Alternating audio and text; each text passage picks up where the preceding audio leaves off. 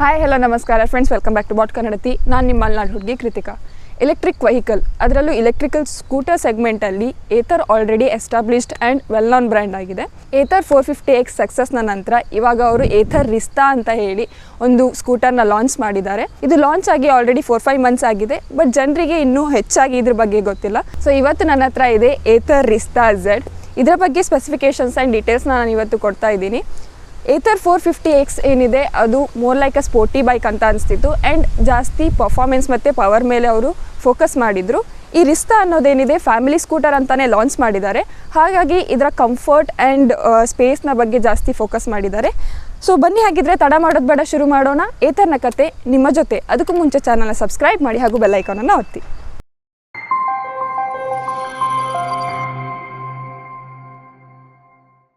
So ಇದರ ಸ್ಪೆಸಿಫಿಕೇಷನ್ಸ್ನ ಒಂದೊಂದಾಗಿ ನೋಡ್ತಾ ಹೋಗೋದಾದರೆ, ನಿಮಗಿಲ್ಲಿ ಪಿಯಾನೋ ಬ್ಲ್ಯಾಕ್ ಫಿನಿಶ್ ಮೇಲ್ಗಡೆ ಒಂದು ಸೆಗ್ಮೆಂಟ್ ನೋಡೋಕ್ಕೆ ಸಿಗುತ್ತೆ.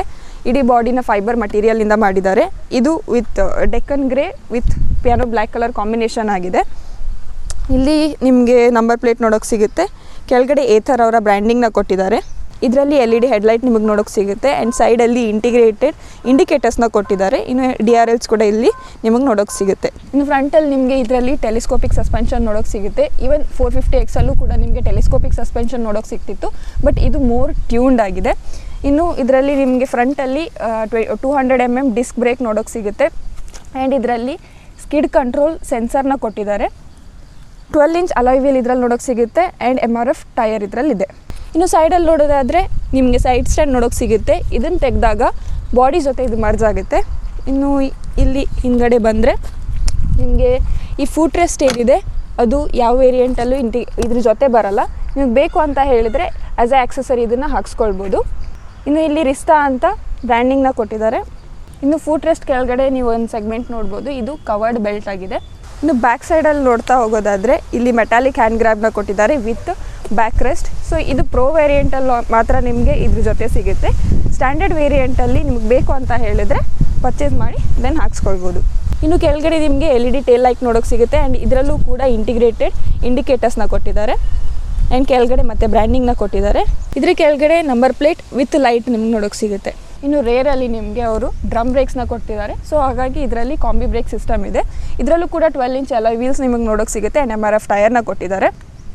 ಬ್ಯಾಕ್ ಸೈಡಲ್ಲೂ ಕೂಡ ಎಲ್ಲ ಕವರ್ಡ್ ಆಗಿ ಕೊಟ್ಟಿದ್ದಾರೆ. ಹಾಗಾಗಿ ಯಾವುದೇ ಪಾರ್ಟ್ ನಿಮ್ಗೆ ಕಾಣಲ್ಲ ಆ್ಯಂಡ್ ಯಾವುದೇ ಚಾಸಿ ಕೂಡ ಕಾಣಲ್ಲ. ಹಾಗಾಗಿ ಯಾವುದೇ ಡಸ್ಟ್ ಹೋಗಿ ಹಾಳಾಗುವಂಥ ಸಿಚುವೇಶನ್ ನಿಮಗಿರಲ್ಲ. ಇನ್ನು ಇದರ ಸ್ಪೇಸ್ ಬಗ್ಗೆ ಹೇಳೋದಾದರೆ ಏತರ್ 450Xಲ್ಲಿ ನಿಮಗೆ ಮುಂದ್ಗಡೆ ಜಾಗ ಏನಿದೆ ಸ್ವಲ್ಪ ಕಡಿಮೆ ಬರ್ತಿತ್ತು, ಬಟ್ ಇದರಲ್ಲಿ ಅವರು ಜಾಸ್ತಿ ಸ್ಪೇಸ್ನ ಕೊಟ್ಟಿದ್ದಾರೆ. ಸೊ ಇದನ್ನು ಫ್ಯಾಮಿಲಿ ಸ್ಕೂಟರ್ ಅಂತಲೇ ಅವರು ಲಾಂಚ್ ಮಾಡಿರೋದ್ರಿಂದ ಸೊ ಡೈಲಿ ಕಮ್ಯೂಟಲ್ಲಿ ನೀವು ಸಾಮಾನನ್ನು ಮನೆಗೆ ತೊಗೊಂಡೋಗ್ಬೇಕು ಅಥವಾ ಜಾಸ್ತಿ ಸಾಮಾನಿದೆ ಅಂತ ಹೇಳಿದರೆ ಈಸಿಲಿ ಇಲ್ಲಿ ಕ್ಯಾರಿ ಮಾಡ್ಬೋದು. ದೆನ್ ಇದರಲ್ಲಿ ನಿಮಗೆ ಡಬಲ್ ಹುಕ್ ನೋಡೋಕ್ಕೆ ಸಿಗುತ್ತೆ. ಒಂದು ಫ್ರಂಟಲ್ಲಿ ಹೀಗೆ ನೀವು ಇಲ್ಲಿ ಹ್ಯಾಂಗ್ ಮಾಡ್ಬೋದು ಆ್ಯಂಡ್ ಇಲ್ಲಿ ಒಳಗಡೆ ನಿಮಗೊಂದು ಹುಕ್ ನೋಡೋಕ್ಕೆ ಸಿಗುತ್ತೆ. ಇನ್ನು ಇದರ ಮೇನ್ ಫೀಚರ್ ಅಂತ ಹೇಳಿದರೆ ಸೀಟ್. ಸೊ ಇದರಲ್ಲಿ ಒಂದು ಜಂಬೋ ಸೀಟ್ ಕೊಟ್ಟಿದ್ದಾರೆ. 450ಲಿ ನಿಮಗೆ ಸ್ಲೀಕಾಗಿ ನೋಡೋಕ್ಕೆ ಸಿಗ್ತಿತ್ತು, ಬಟ್ ಇದರಲ್ಲಿ ನಿಮಗೆ ಒಂಚೂರು ವೈಡಾಗಿ ಸೀಟ್ನ ಕೊಟ್ಟಿದ್ದಾರೆ. ರೈಡರ್ ಆ್ಯಂಡ್ ಪಿಲಿಯನ್ ಕಂಫರ್ಟೇಬಲ್ ಆಗಿ ಆರಾಮ್ಸೆ ಕೂರ್ಬೋದು. ಈವನ್ ಫ್ಯಾಮಿಲಿ ಇದೆ ಅಂತ ಹೇಳಿದರೆ, ಅಂದರೆ ಸಣ್ಣ ಸಣ್ಣ ಮಕ್ಕಳಿದ್ದಾರೆ ಅಂತ ಹೇಳಿದರೆ 3 ಮೆಂಬರ್ಸ್ ಕೂಡ ಕರೆಕ್ಟಾಗಿ ಫಿಟ್ ಆಗ್ತಾರೆ. ಅಥವಾ ಪಿಲಿಯನ್ ವಿತ್ ಲಗೇಜ್ ಇದೆ ಅಂತ ಹೇಳಿದ್ರೆ ಅದು ಕೂಡ ಇದರಲ್ಲಿ ಆರಾಮ್ಸೆ ಕಂಫರ್ಟೇಬಲ್ ಆಗಿ ಕ್ಯಾರಿ ಮಾಡ್ಬೋದು ಆ್ಯಂಡ್ ಬ್ಯಾಕ್ ರೆಸ್ಟ್ ಇರೋದ್ರಿಂದ ಇನ್ನೂ ಕಂಫರ್ಟೇಬಲ್ ಆಗಿರುತ್ತೆ. ಬ್ಯಾಕ್ ಸೈಡಲ್ಲಿ ನಿಮಗೆ ಮೊನೋಶಾಕ್ ಸಸ್ಪೆನ್ಷನ್ ನೋಡೋಕ್ಕೆ ಸಿಗುತ್ತೆ. ಏತರ್ 450Xಲ್ಲೂ ಕೂಡ ಮೊನೋಶಾಕ್ ಸಸ್ಪೆನ್ಷನ್ನೇ ಕೊಟ್ಟಿದ್ರು, ಬಟ್ ಇದರಲ್ಲಿ ಕೊಟ್ಟಿರೋ ಸಸ್ಪೆನ್ಷನ್ ಏನಿದೆ ಮೋರ್ ಸಾಫ್ಟ್ವೇರ್ ಸೈಡ್ ಇದೆ ಆ್ಯಂಡ್ ಕಂಫರ್ಟೇಬಲ್ ಆಗಿದೆ. ಇನ್ನು ಇದರ ಹ್ಯಾಂಡಲ್ ಬಾರ್ನ ನೋಡೋದಾದರೆ ನೀವು ನೋಡ್ತಿರೋ ಹಾಗೆ ತುಂಬ ವೈಡ್ ಆಗಿದೆ. ಹ್ಯಾಂಡಲ್ಸ್ ಕೂಡ ವೈಡಾಗಿ ಕೊಟ್ಟಿದ್ದಾರೆ. ಇವನ್ ಮಿರರ್ಸ್ ಕೂಡ ನೋಡೋದಾದರೆ ವೈಡ್ ಆಗಿದೆ ಆ್ಯಂಡ್ ವಿಸಿಬಿಲಿಟಿ ಕೂಡ ಚೆನ್ನಾಗಿದೆ. ಇನ್ನು ಮಿಡಲಲ್ಲಿ ನಿಮಗೆ 7 ಇಂಚಸ್ TFT ಡಿಸ್ಪ್ಲೇ ನೋಡೋಕ್ಕೆ ಸಿಗುತ್ತೆ. ಲೆಫ್ಟ್ ಸೈಡಲ್ಲಿ ಡಿಮ್ ಸ್ವಿಚ್ ನಿಮ್ಗೆ ನೋಡೋಕ್ಕೆ ಸಿಗುತ್ತೆ. ಕೆಳಗಡೆ 4-ವೇ ಜಾಯ್ಸ್ಟಿಕ್ನ ಕೊಟ್ಟಿದ್ದಾರೆ. ಇದು ಟಚ್ ಸ್ಕ್ರೀನ್ ಡಿಸ್ಪ್ಲೇ ಅಲ್ಲದೆ ಇರೋದ್ರಿಂದ ನೀವು ಜಾಯ್ಸ್ಟಿಕ್ ಥ್ರೂ ಇದನ್ನು ಕಂಟ್ರೋಲ್ ಮಾಡಬೇಕಾಗುತ್ತೆ. ಇನ್ನು ಅದ್ರ ಕೆಳಗಡೆ ನಿಮಗೆ ಇಂಡಿಕೇಟರ್ ಬಟನ್ಸ್ ನೋಡೋಕ್ಕೆ ಸಿಗುತ್ತೆ. ಅದ್ರ ಕೆಳಗಡೆ ಹಾರ್ನ ಕೊಟ್ಟಿದ್ದಾರೆ. ಇನ್ನು ರೈಟ್ ಸೈಡಲ್ಲಿ ನೋಡೋದಾದರೆ ಡೆಡಿಕೇಟೆಡ್ ರಿವರ್ಸ್ ಬಟನ್ನ ಕೊಟ್ಟಿದ್ದಾರೆ. ಸೊ ನೀವು ಗಾಡಿನ ರಿವರ್ಸ್ ತೊಗೋಬೇಕು ಅಂತ ಹೇಳಿದರೆ ಜಸ್ಟ್ ಇದನ್ನು ಪ್ರೆಸ್ ಮಾಡಿದರೆ ರಿವರ್ಸ್ ಮೋಡಿಗೆ ಹೋಗುತ್ತೆ. ಇನ್ನು ಅದ್ರ ಕೆಳಗಡೆ ಮೋಡ್ಸ್ ಚೇಂಜ್ ಮಾಡೋಕ್ಕೆ ಒಂದು ಬಟನ್ನ ಕೊಟ್ಟಿದ್ದಾರೆ. ಸೊ ಇದರಲ್ಲಿ 2 ಮೋಡ್ಸ್ ನಿಮಗೆ ನೋಡೋಕ್ಕೆ ಸಿಗುತ್ತೆ. ಒಂದು ಸ್ಮಾರ್ಟ್ ಇಕೋ ಅಂತ ಆ್ಯಂಡ್ ಮತ್ತೊಂದು ಜಿಪ್ ಅಂತ. 450Xಲ್ಲಿ ವಾರ್ಪ್ ಅಂತ ಏನಿತ್ತು ಅದು ಇದರಲ್ಲಿ ಜಿಪ್ ಅಂತ ಕೊಟ್ಟಿದ್ದಾರೆ. ಇನ್ನು ಅದ್ರ ಕೆಳಗಡೆ ಪವರ್ ಬಟನ್ ನಿಮಗೆ ನೋಡೋಕ್ಕೆ ಸಿಗುತ್ತೆ. ಇದರಲ್ಲಿ ನಾರ್ಮಲ್ ಕೀನೇ ನಿಮಗೆ ನೋಡೋಕೆ ಸಿಗುತ್ತೆ. ಆ್ಯಂಡ್ ಇಲ್ಲಿ ಕೀ ಹೋಲ್ ನಿಮಗೆ ನೋಡೋಕೆ ಸಿಗುತ್ತೆ. ಕೀನ ಇನ್ಸರ್ಟ್ ಮಾಡಿ ರೈಟ್ ಸೈಡ್ ತಿರುಗಿಸಿದ್ರೆ ಗಾಡಿ ಆನ್ ಆಗುತ್ತೆ. ಅದೇ ಲೆಫ್ಟ್ ಸೈಡ್ ತಿರುಗಿಸಿದ್ರೆ ಇಲ್ಲಿ ಸೀಟ್ ಓಪನ್ ಆಗುತ್ತೆ. ಈ ಸೈಡ್ ನಿಮ್ಗೆ ಚಾರ್ಜಿಂಗ್ ಪೋರ್ಟ್ ನೋಡೋಕೆ ಸಿಗುತ್ತೆ. ಸೊ ಇಲ್ಲಿ ನಾನು ಆವಾಗ ಹೇಳಿದಾಗೆ ನಿಮ್ಗೆ ಇದರಲ್ಲಿ 7 ಇಂಚಸ್ ಡಿಸ್ಪ್ಲೇ ನೋಡೋಕೆ ಸಿಗುತ್ತೆ. ಆ್ಯಂಡ್ ಇದರ ಬ್ರೈಟ್ನೆಸ್ ಕೂಡ ಡಿಸೆಂಟ್ ಆಗಿದೆ. ಇನ್ನು ಇದರಲ್ಲಿ ಏನೇನಿದೆ ಅಂತ ನೋಡ್ತಾ ಹೋಗೋದಾದರೆ ಸೈಡ್ ಸ್ಟ್ಯಾಂಡ್ ಇಂಡಿಕೇಟರ್ ನಿಮ್ಗೆ ನೋಡೋಕೆ ಸಿಗುತ್ತೆ. ಅದರ ಪಕ್ಕದಲ್ಲಿ ಮೋಟರ್ ಆಫ್ ಆಗಿದೆ, ಅಂದರೆ ಈ ಗಾಡಿ ಆಫಲ್ಲಿದೆ. ದೆನ್ ಸ್ಕಿಡ್ ಕಂಟ್ರೋಲ್ ಇಂಡಿಕೇಟರ್ನ ಕೊಟ್ಟಿದೆ. Then Bluetooth, network and timing ಇದರಲ್ಲಿ ತೋರಿಸುತ್ತೆ. ಇನ್ನು ಕೆಳಗಡೆ ಬಂದರೆ ಇದರ ರೇಂಜ್ನ ತೋರಿಸುತ್ತೆ. ಆ್ಯಂಡ್ ಅದ್ರ ಕೆಳಗಡೆ ಬ್ಯಾಟ್ರಿ ಪರ್ಸೆಂಟೇಜ್ನ ತೋರಿಸ್ತಾ ಇದೆ.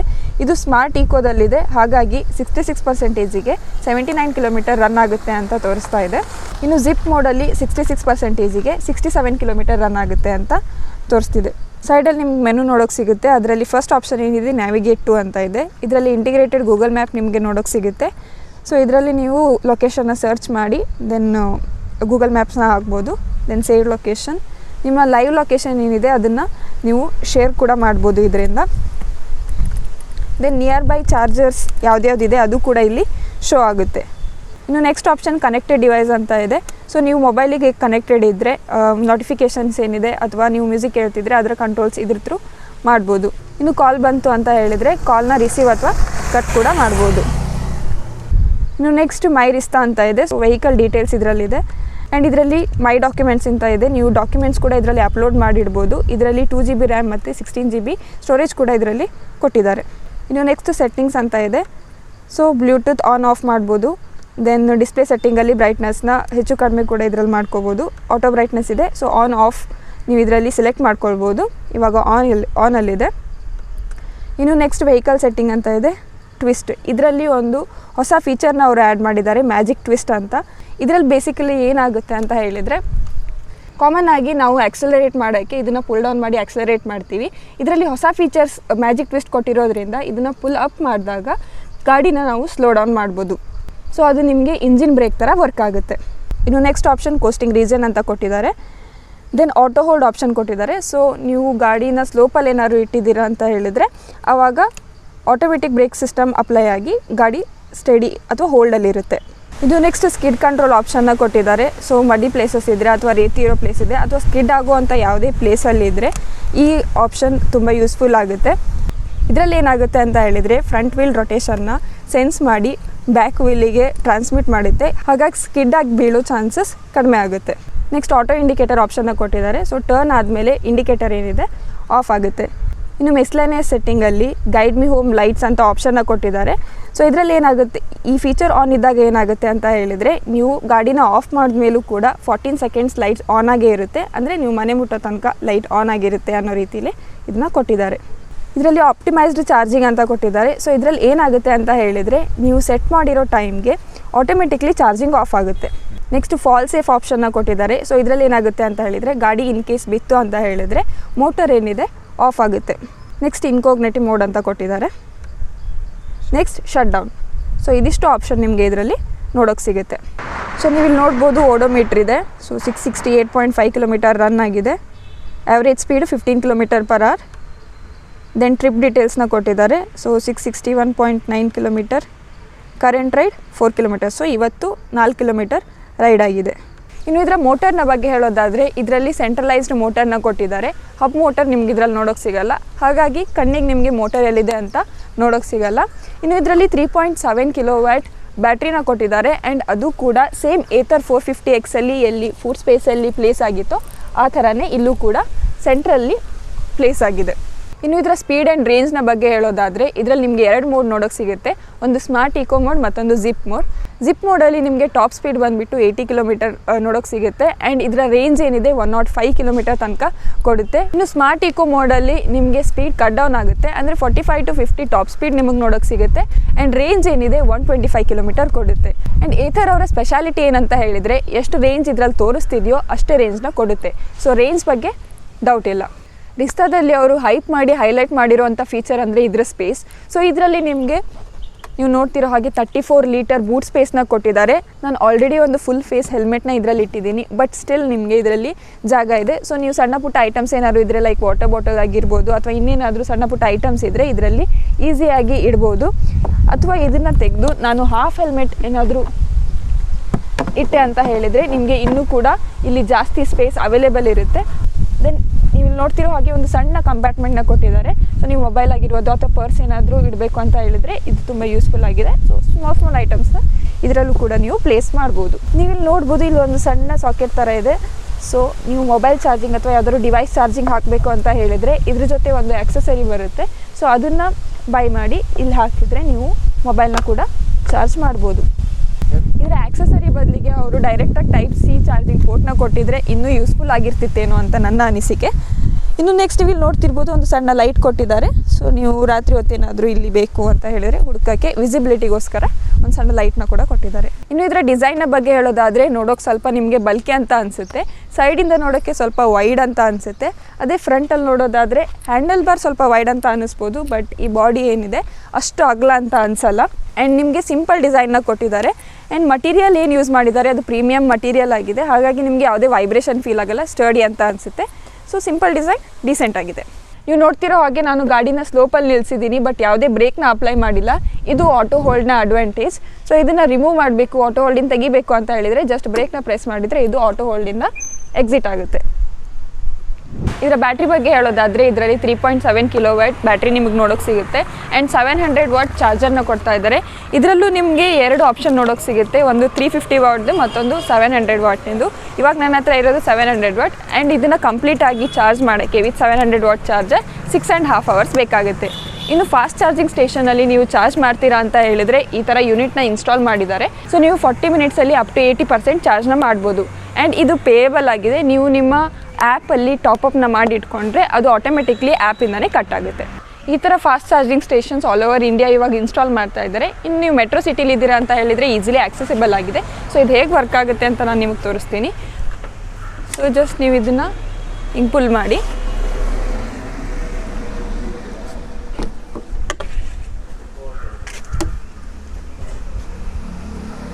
ಓಕೆ. ಸೊ ನೀವು ಕನೆಕ್ಟ್ ಮಾಡಿ ಆಫ್ ಮಾಡಿದ್ರೆ ಈ ರೀತಿ ಚಾರ್ಜಿಂಗ್ ಆಗ್ತಾ ಇರೋದು ನಿಮಗೆ ತೋರಿಸುತ್ತೆ. ಇನ್ನು ಇದನ್ನು ಡಿಸ್ಕನೆಕ್ಟ್ ಮಾಡಬೇಕು ಅಂತ ಹೇಳಿದರೆ ನೀವು ಇದನ್ನು ಆನ್ ಮಾಡಿ ದೆನ್ ಚಾರ್ಜರ್ನ ರಿಮೂವ್ ಮಾಡಿ ದೆನ್ ವಾಪಸ್ ಪ್ಲೇಸ್ ಮಾಡಿ.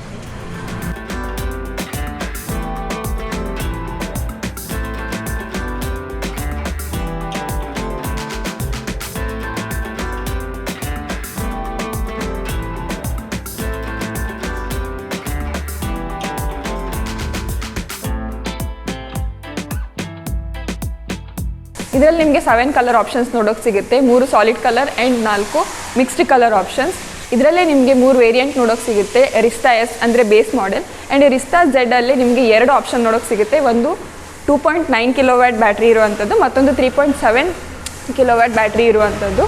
ಇದರ ಪ್ರೈಸಿಂಗ್ನ ಬಗ್ಗೆ ಹೇಳೋದಾದರೆ ಬೇಸ್ ಮಾಡೆಲಿಗೆ ಎಕ್ಸ್ ಶೋರೂಮ್ ಪ್ರೈಸ್ ಏನಿದೆ ಅದು 1,35,000 ಇದೆ. ಅದೇ ಟಾಪ್ ಮಾಡೆಲಿಗೆ ಏನಿದೆ 1,62,400 ಪ್ರೈಸ್ ಇದೆ. ಆ್ಯಂಡ್ ಆಕ್ಸೆಸರೀಸ್ ಬೇಕು ಅಂತ ಹೇಳಿದರೆ ಅದು ಕೂಡ ಅವೈಲೇಬಲ್ ಇರುತ್ತೆ. ಆಕ್ಸೆಸರಿ ಬಗ್ಗೆ ಡೀಟೇಲ್ಡ್ ವೀಡಿಯೋನ ನಾನು ಮಾಡಿರ್ತೀನಿ. ಆ್ಯಂಡ್ ನೀವು ಮೇಲ್ ಬರ್ತಿರೋ ಐ ಬಟನ್ನ ಕ್ಲಿಕ್ ಮಾಡಿದರೆ ಅದರ ವಿಡಿಯೋ ಕೂಡ ನೋಡ್ಬೋದು, ಅಥವಾ ಡಿಸ್ಕ್ರಿಪ್ಷನಲ್ಲಿ ಅದರ ಲಿಂಕ್ನ ಹಾಕಿರ್ತೀನಿ, ಅಲ್ಲಿ ಕೂಡ ಚೆಕ್ಔಟ್ ಮಾಡ್ಬೋದು. ನಿಮಗೆ ವೆಹಿಕಲ್ ಬೇಕು ಅಂತ ಹೇಳಿದರೆ ಉತ್ತರ ಕನ್ನಡದಲ್ಲಿ ಶಿರ್ಸಿ ಬನವಾಸಿ ರೋಡಲ್ಲಿರೋ ಶ್ರುತಿ ಏತರ್ ಎಕ್ಸ್ಪೀರಿಯನ್ಸ್ ಸೆಂಟರಲ್ಲಿ ಹೋಗಿ ಎನ್ಕ್ವೈರಿ ಮಾಡ್ಬೋದು. ಅವರ ಕಾಂಟ್ಯಾಕ್ಟ್ ಡೀಟೇಲ್ಸ್ ಹಾಗೂ ಲೊಕೇಶನ್ನ ನಾನು ಡಿಸ್ಕ್ರಿಪ್ಷನ್ ಬಾಕ್ಸ್ನಲ್ಲಿ ಹಾಕಿರ್ತೀನಿ. ಸೊ ನೀವು ಅಲ್ಲಿ ಚೆಕ್ಔಟ್ ಮಾಡ್ಬೋದು. ಈ ವಿಡಿಯೋದಲ್ಲಿ ನೀವು ಏತರ್ ರಿಸ್ತಾನ ಕಂಪ್ಲೀಟ್ ಡೀಟೇಲ್ನ ನೋಡಿದ್ದೀರಾ. ಇನ್ ಕೇಸ್ ನಿಮ್ಗೆ ಆಪ್ಷನ್ ಬೇಕು ಅಂತ ಹೇಳಿದರೆ ನ್ಯೂಲಿ ಲಾಂಚ್ಡ್ ಏತರ್ ಅಪೆಕ್ಸ್ನ ಕೂಡ ನೀವು ಚೆಕ್ಔಟ್ ಮಾಡ್ಬೋದು. ಇದರ ಸ್ಪೆಸಿಫಿಕೇಷನ್ಸ್ ಆಲ್ಮೋಸ್ಟ್ 450Xಗೆ ಸಿಮಿಲರ್ ಆಗಿದೆ. ಬಟ್ ಇದನ್ನು ಔಟ್ಸ್ಟ್ಯಾಂಡಿಂಗ್ ಮಾಡೋದು ಯಾವುದು ಅಂತ ಕೇಳಿದರೆ ಇದರ ಡಿಸೈನ್. ಇದರಲ್ಲಿ ಬ್ಯಾಕ್ ಸೈಡಲ್ಲಿ ನಿಮಗೆ ಟ್ರಾನ್ಸ್ಪರೆಂಟ್ ಡಿಸೈನ್ ನೋಡೋಕೆ ಸಿಗುತ್ತೆ. ಸೊ ಒಂದು ಸ್ಟೈಲಿಶ್ ಲುಕ್ನ ಕೊಡುತ್ತೆ. ಇನ್ ಕೇಸ್ ಆಫ್ ಸ್ಪೆಸಿಫಿಕೇಷನ್ಸ್ ಅಂತ ಹೇಳಿದರೆ 7 ಕಿಲೋವ್ಯಾಟ್ ಪವರ್ಫುಲ್ ಮೋಟರ್ನ ಕೊಡ್ತಾ ಇದ್ದಾರೆ. ಆ್ಯಂಡ್ 100 kmph ಟಾಪ್ ಸ್ಪೀಡ್ ನಿಮಗೆ ಇದರಲ್ಲಿ ನೋಡೋಕೆ ಸಿಗುತ್ತೆ. ಆ್ಯಂಡ್ 450Xಲ್ಲಿ ನಿಮಗೆ ವಾರ್ಪ್ ಅಂತ ಮೋಡ್ ಸಿಗ್ತಿತ್ತು, ಬಟ್ ಇದರಲ್ಲಿ ವಾರ್ಪ್ ಪ್ಲಸ್ ಅಂತ ಕೊಡ್ತಿದ್ದಾರೆ. ಆ್ಯಂಡ್ ಅಡಿಷ್ನಲ್ ಫೀಚರ್ ಏನು ಅಂತ ಹೇಳಿದರೆ ಇದರಲ್ಲಿ ಮ್ಯಾಜಿಕ್ ಟ್ವಿಸ್ಟ್ ಕೂಡ ಕೊಟ್ಟಿದ್ದಾರೆ. ಅದ್ರ ಬಗ್ಗೆ ನಾನು ಆಲ್ರೆಡಿ ವಿಡಿಯೋದಲ್ಲಿ ಹೇಳಿದ್ದೀನಿ. ಈ ಸ್ಕೂಟಿ ಜೊತೆ ನಿಮಗೆ ಒಂದು ಹೆಲ್ಮೆಟ್ ಫ್ರೀಯಾಗಿ ಕೊಡ್ತಾ ಇದ್ದಾರೆ. ಆ್ಯಂಡ್ TPMS ಕೂಡ ನಿಮಗೆ ಇದರಲ್ಲಿ ಕೊಡ್ತಾ ಇದ್ದಾರೆ. ಇದರ ಪ್ರೈಸ್ ಬಂದುಬಿಟ್ಟು ಎಕ್ಸ್ ಶೋರೂಮ್ ಪ್ರೈಸ್ ಬಂದುಬಿಟ್ಟು 1,95,000 ಆಗಿದೆ. ಸೊ ಇದರ ಡೀಟೇಲ್ಸ್ ಬೇಕು ಅಂತ ಹೇಳಿದರೆ ನೀವು ಶೋರೂಮಿಗೆ ಬಂದರೆ ಅದರ ಡೀಟೇಲ್ಸ್ ಕೂಡ ಸಿಗುತ್ತೆ. ಇನ್ನು ಓವರಾಲ್ ಆಗಿ ಇದರ ಬಗ್ಗೆ ಹೇಳೋದಾದರೆ, ನೀವು ಫ್ಯಾಮಿಲಿ ಫ್ರೆಂಡ್ಲಿ ಸ್ಕೂಟಿನ ಹುಡುಕ್ತಿದ್ದೀರಾ ಅಂತ ಹೇಳಿದರೆ, ಅದು ಇಲೆಕ್ಟ್ರಿಕ್ ವೆಹಿಕಲ್ ಸೆಗ್ಮೆಂಟಲ್ಲಿ ಅಂತಂದರೆ ನೀವು ಇದನ್ನು ಕನ್ಸಿಡರ್ ಮಾಡ್ಬೋದು. ಈ ಸ್ಕೂಟರ್ ಏನಿದೆ ಮೇನ್ ಆಗಿ ಸ್ಪೇಸ್ ಆ್ಯಂಡ್ ಕಂಫರ್ಟಿಗೆ ಜಾಸ್ತಿ ಫೋಕಸ್ ಮಾಡಿದೆ. ಸೊ ಅದರಲ್ಲಿ ಏನೂ ಕಾಂಪ್ರಮೈಸ್ ಇಲ್ಲ. ನೀವು ಇದನ್ನು ಸಿರ್ಸಿಯಲ್ಲಿ ಪರ್ಚೇಸ್ ಮಾಡ್ತೀರಾ ಅಂತ ಹೇಳಿದರೆ ಪರ್ಚೇಸ್ ಜೊತೆ ಸರ್ವಿಸ್ ಆಪ್ಷನ್ ಕೂಡ ನಿಮಗೆ ಇಲ್ಲಿರುತ್ತೆ. ಸೊ ನಿಮ್ಗೆ ಏನಾದರೂ ಡೀಟೇಲ್ಸ್ ಬೇಕಂತ ಹೇಳಿದರೆ ನೀವು ಕಾಂಟ್ಯಾಕ್ಟ್ ಮಾಡ್ಬೋದು, ಅಥವಾ ಏನೇ ನಿಮಗೆ ಡೌಟ್ಸ್ ಇದೆ ಅಂತ ಹೇಳಿದರೆ ನನಗೆ ಕಮೆಂಟ್ ಸೆಕ್ಷನಲ್ಲಿ ತಿಳಿಸಿ. ಈ ವಿಡಿಯೋ ಇಷ್ಟ ಆಯಿತು ಅಂತ ಹೇಳಿದರೆ ಲೈಕ್ ಮಾಡಿ, ಶೇರ್ ಮಾಡಿ ಆ್ಯಂಡ್ ಸಬ್ಸ್ಕ್ರೈಬ್ ಮಾಡೋದನ್ನು ಮರಿಬೇಡಿ. ಧನ್ಯವಾದಗಳು.